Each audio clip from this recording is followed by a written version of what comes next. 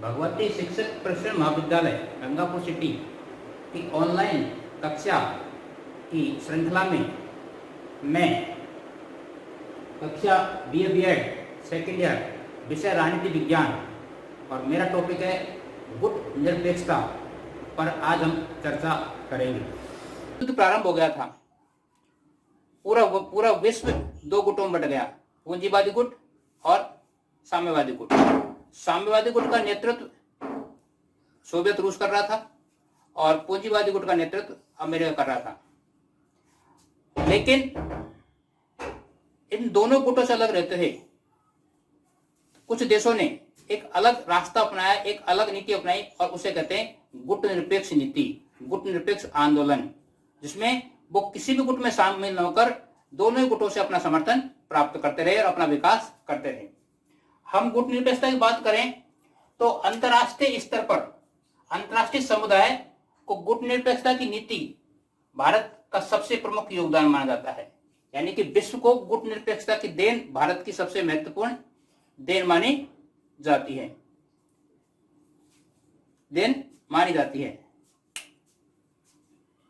और दूसरा यदि हम देखें तो सर्वप्रथम गुट निरपेक्ष शब्द का जो प्रयोग किया 1947 में वो किया भारत के B.K. कृष्ण मेनन द्वारा।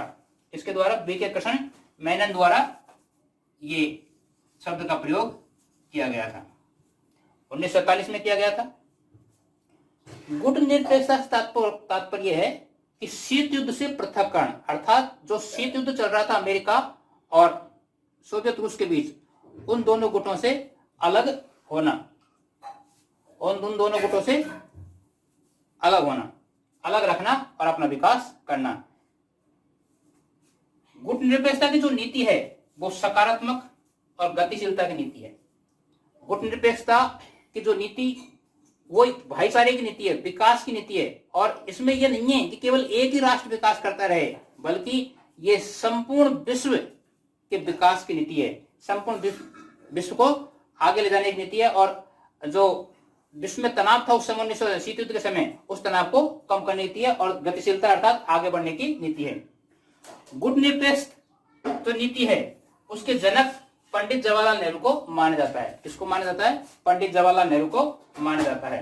गुट निरपेक्षता की हम बात करें तो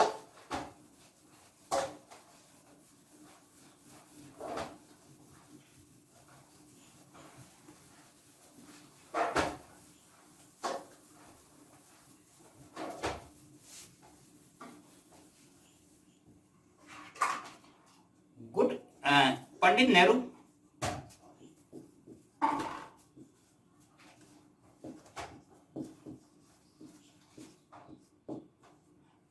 नासिर अहमद,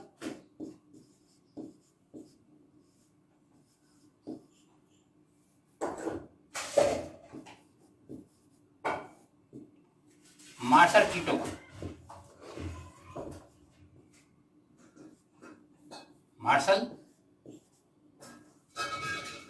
टीटो, को गुट निरपेक्षता के कर्णधार माने जाते हैं, निर्माता माने जाते हैं। पंडित जवाहरलाल नेहरू की विदेश नीति का प्रमुख अंग माना जाता है गुट निरपेक्षता। शीत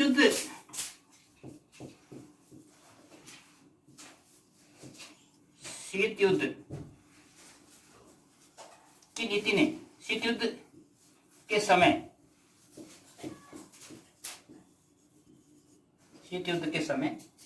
गुट निरपेक्षता को प्रोत्साहन सबसे अधिक मिला। गुट निरपेक्षता को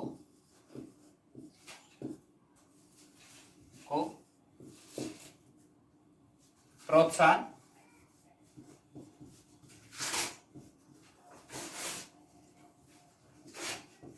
सबसे अधिक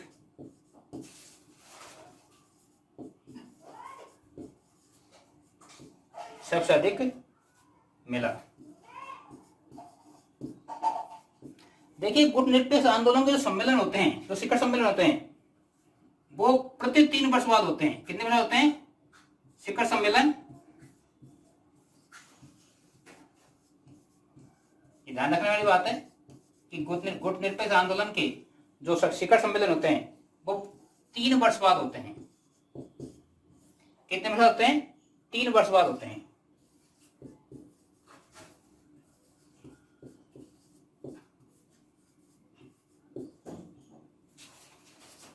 गुट निरपेक्ष आंदोलन,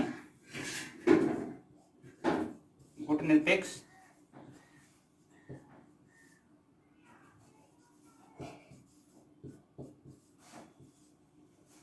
आंदोलन का पहला शिखर सम्मेलन, पहला शिखर सम्मेलन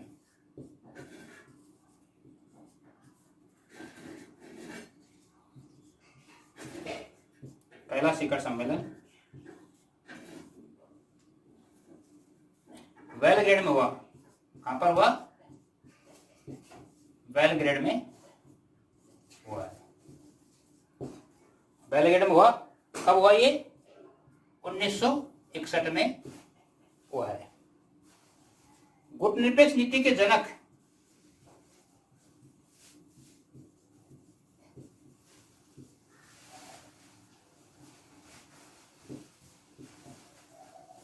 गुटनिरपेक्ष नीति के जो जनक माने जाते हैं, जनक नेहरू को, पंडित नेहरू को माना जाता है। पंडित नेहरू को माना जाता है। पंडित नेहरू को माना जाता है।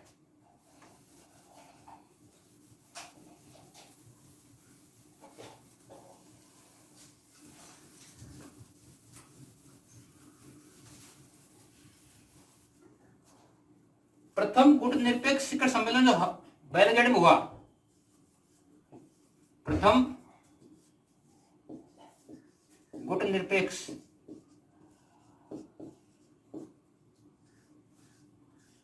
गुटनिरपेक्ष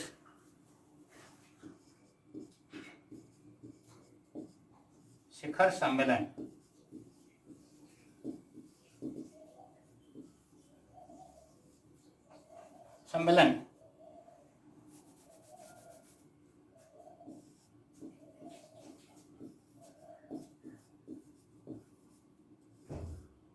जिसमें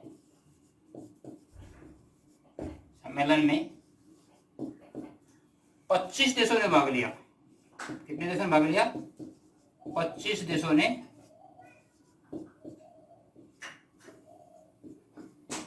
भाग लिया।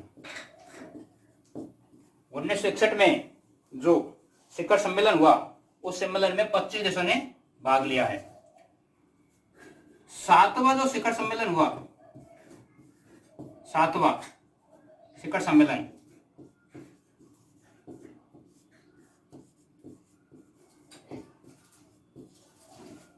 1983 में भारत में हुआ। भारत में नई दिल्ली में हुआ। भारत में हुआ और इसमें 101 सदस्यों ने भाग लिया। 101 सदस्यों ने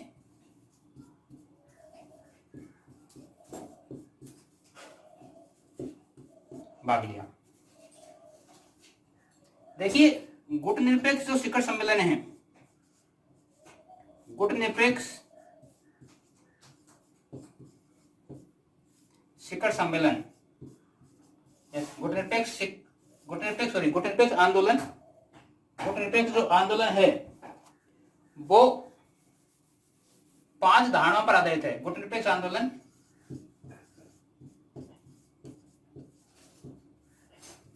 5 धारणाओं पर आधारित है।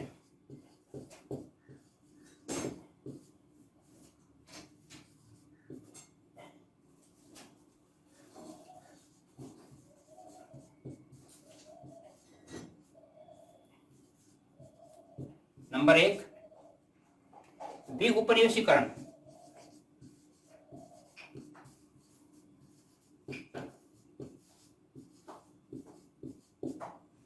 नंबर 2, विकास।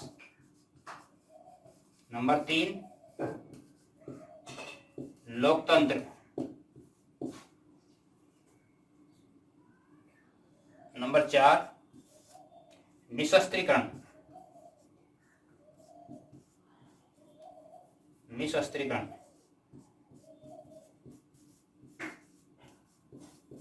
और नंबर 5 है तनाव कम करना। तनाव कम करना। तनाव कम करना।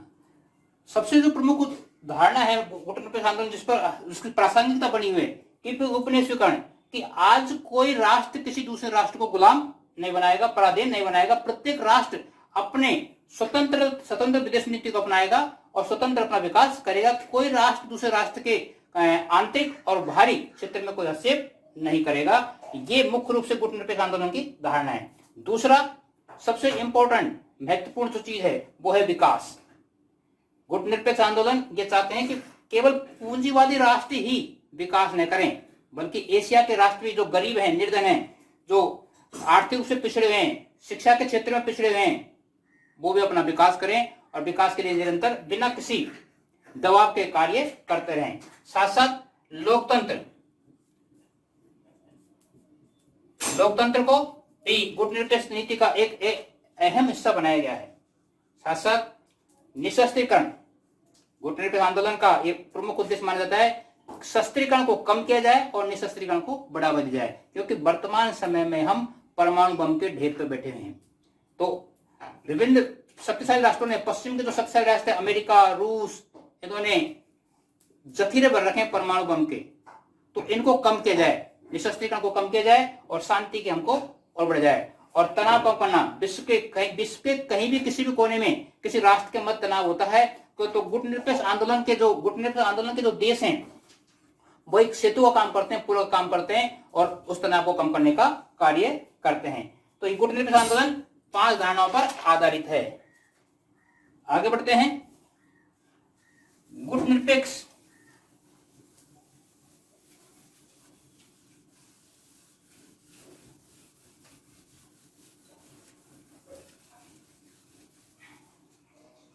इक्कीस सितंबर 1961, ये ध्यान रखना, 21 सितंबर 1961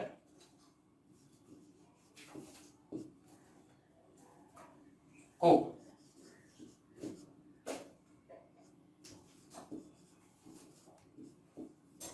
गुटनिरपेक्ष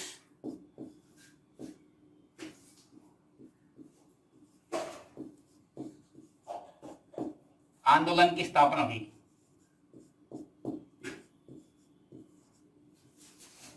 आंदोलन की स्थापना हुई।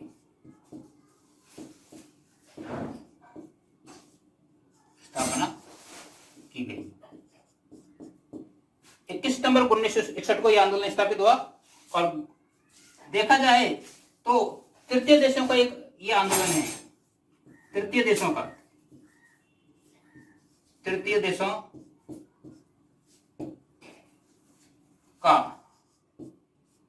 आंदोलन इसे माना जाता है। आंदोलन है। देखिए, तृतीय देशों से तात्पर्य तीसरी दुनिया के देश। 2 दुनिया कौन सी है? एक दुनिया है पूंजीवादी, एक है साम्यवादी, और तीसरी दुनिया जो विकासशील राष्ट्र हैं, वो तीसरी दुनिया के देश कहलाए। तो गुटनिरपेक्ष आंदोलन एक उनका संगठन है, तृतीय देशों का तीसरी दुनिया का देश है। विकासशील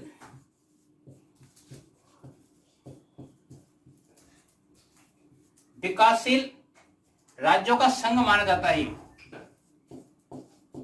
विकासशील राज्यों का संघ माना जाता है।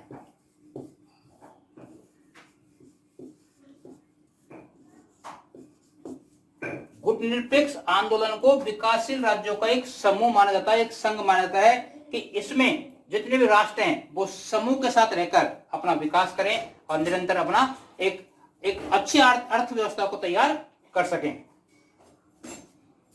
गुटनिरपेक्ष आंदोलन में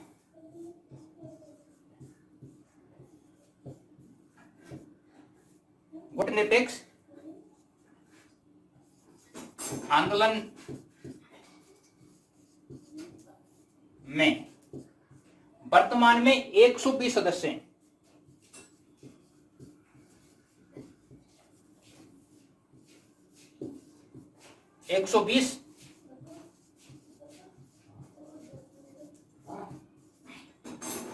कितने सदस्य हैं? 120 सदस्य।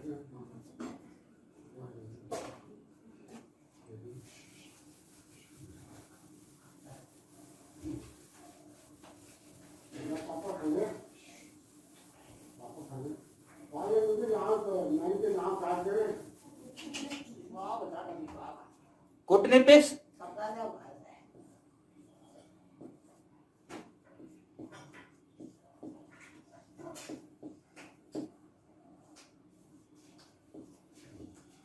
गुटनिरपेक्ष देशों के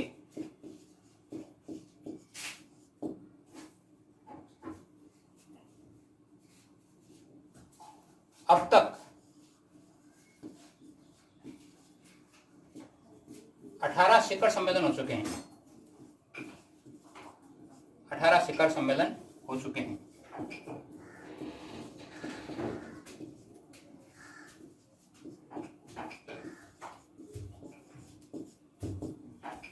शिखर सम्मेलन हो चुके हैं। गुटनिरपेक्ष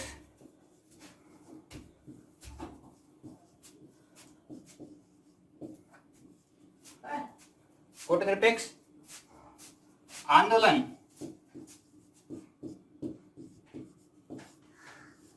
गुटनिरपेक्ष आंदोलन सामाजिक व आर्थिक विकास पर निर्भर है।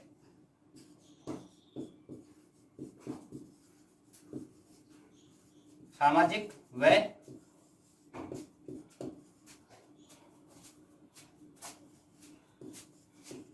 आर्थिक विकास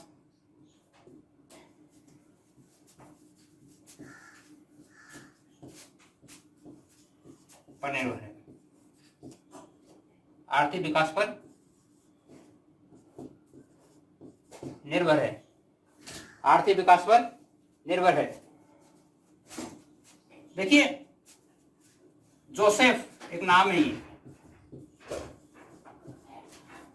जोसेफ बैरोज टीटो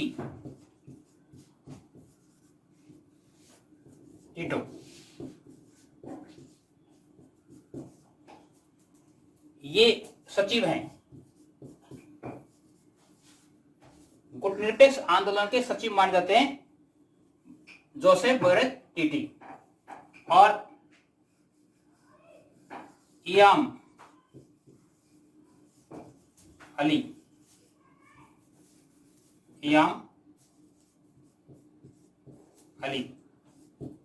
गुटनिरपेक्ष आंदोलन के वर्तमान अध्यक्ष हैं।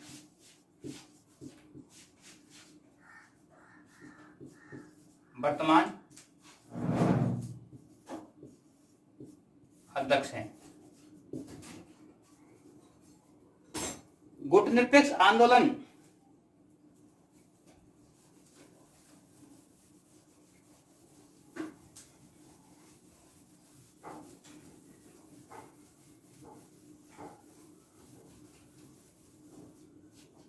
गुटनिरपेक्ष दिवस 1 सितंबर को मनाया जाता है।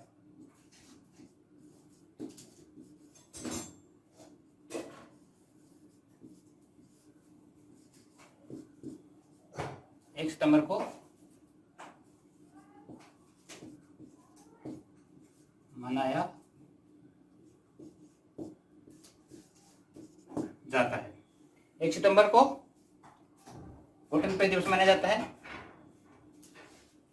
गुटनिरपेक्ष आंदोलन को एक अलग नाम से जाना जाता है, उसका नाम है नेम। क्या नाम है? नेम। इसका मतलब, इसका अर्थ दूसरे देशों से अलग होना, दूसरे देशों से अलग रहना, दूसरे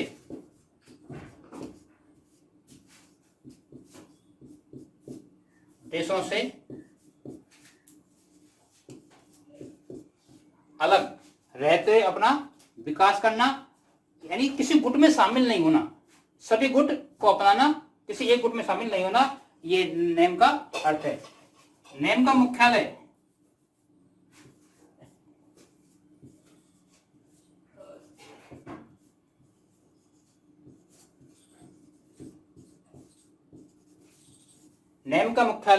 जकार्ता में है। कहां पर है? जकार्ता। जकार्ता में है। गुट निरपेक्ष आंदोलन एक ऐसा आंदोलन है जिसे इंदिरा गांधी ने विश्व का सबसे बड़ा शांति का आंदोलन कहा। गुटनिरपेक्ष आंदोलन को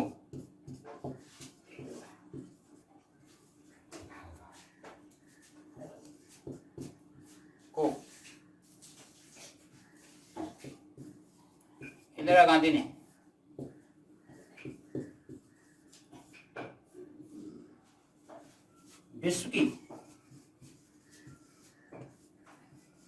विश्व का सबसे बड़ा शांति का आंदोलन का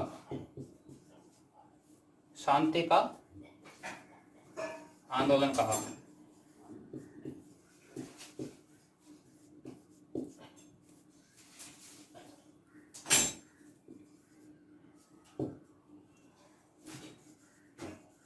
शांति का आंदोलन कहा है। देखिए, गुटनिरपेक्ष आंदोलन की जो उपलब्धियां हैं,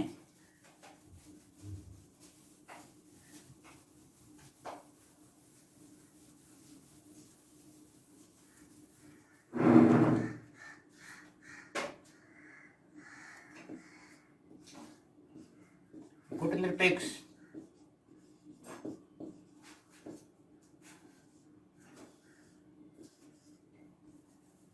आंदोलन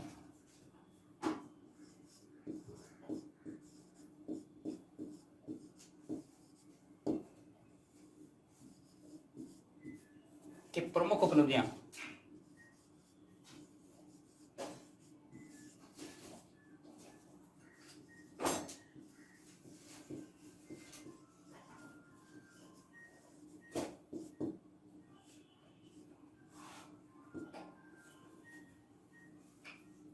विश्व राजनीति से संघर्ष को टालना।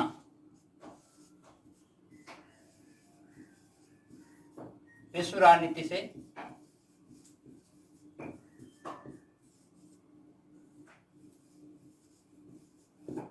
संघर्ष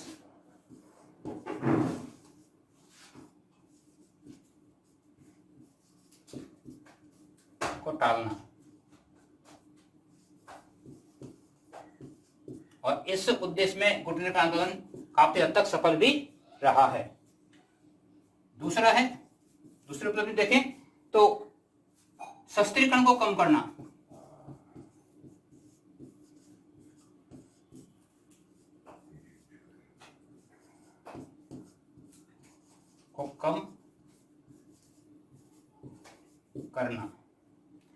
तीसरी उपलब्धि यदि हम देखें तो शांति का प्रयास निरंतर करना। शांति का प्रयास जो गुटनिरपेक्ष आंदोलन निरंतर करता रहा है। साथ साथ में मैत्री व सह अस्तित्व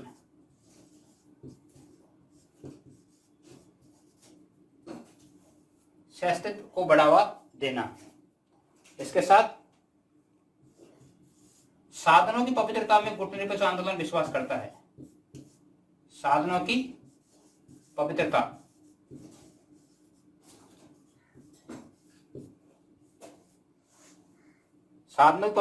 अर्थात उद्देश्य प्राप्त करने के लिए उचित साधनों का उपयोग करना, न कि गलत साधनों का प्रयोग करना, ये गुटनिरपेक्ष आंदोलन की उपलब्धि है। साथ साथ यदि हम देखें तो गुटनिरपेक्ष आंदोलन की, आप स्टूडेंट उतारना चाहे उतार लीजिए।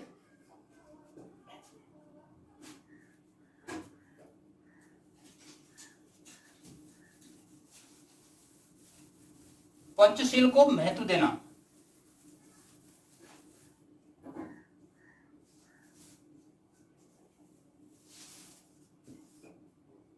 पंचशील सिद्धांतों को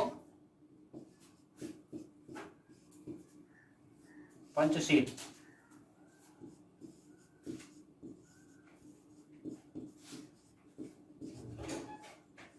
सिद्धांतों को महत्व देना। गुटनेस आंदोलन का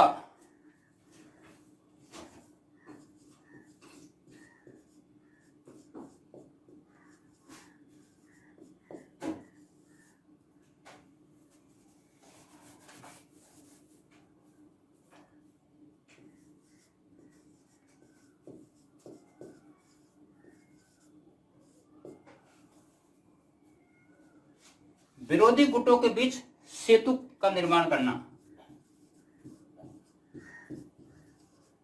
विरोधी गुटों के बीच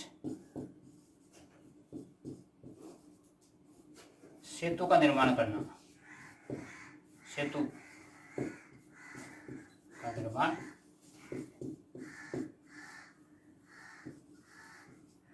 यानी कि तनाव को कम करना। दो गुटों के यदि मध्य संघर्ष हो जाए तो उनमें किसी प्रकार से शांति समझौता कराना, ये गुटनिरपेक्ष आंदोलन के प्रमुख उपलब्धियां रही हैं। स्टूडेंट्स, आज का टॉपिक यहीं समाप्त होता है। गुटनिरपेक्ष आंदोलन आपको उम्मीद है कि समझ में आया होगा और आप इसमें से आपको जो एग्जाम में क्वेश्चन आएंगे आप उसमें से आराम से कर सकते हैं। Thank you.